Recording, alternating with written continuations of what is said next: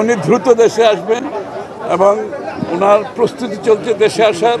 দেশের মানুষ, বিএনপি, জনগণ সবাই ওনার অপেক্ষায় আছে। বিএনপির ভারপ্রাপ্ত চেয়ারম্যান তারেক রহমানের দেশে ফেরার বিষয়ে নতুন করে আশাবাদ জানালেন দলটির শীর্ষ নেতা আমির খসরু মাহমুদ চৌধুরী।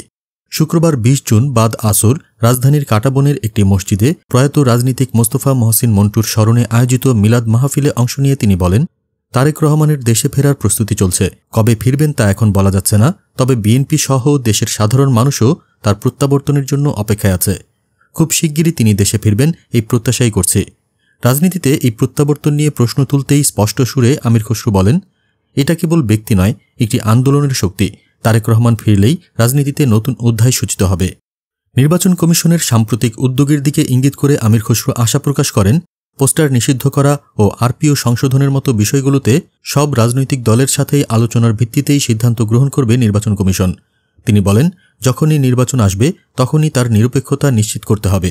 কেয়ারটেকার সরকারের মূল ভাবনাটিই ছিল একটি নিরপেক্ষ নির্বাচন। আমরা এখনও সেই নিরপেক্ষতা চাই। তিনি আরও বলেন, স্বৈরাচার পতনের পরও দেশে প্রকৃত গণতন্ত্র প্রতিষ্ঠা হয়নি।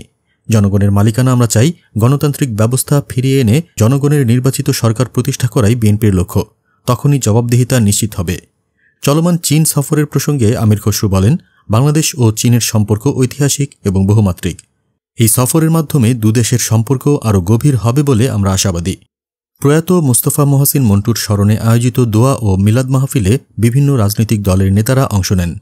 উপস্থিত ছিলেন নাগরিক ঐক্যের সভাপতি মাহমুদুর রহমান মান্না, গণফোরামের প্রেসিডিয়াম সদস্য সুব্রত চৌধুরী, সাধারণ সম্পাদক মিজানুর রহমান খান, এবি পার্টির চেয়ারম্যান মুজিবুর রহমান মঞ্জু, ভাসানী জনতা শক্তি পার্টির চেয়ারম্যান শেখ রফিকুল ইসলাম বাবুল সহ অনেকে।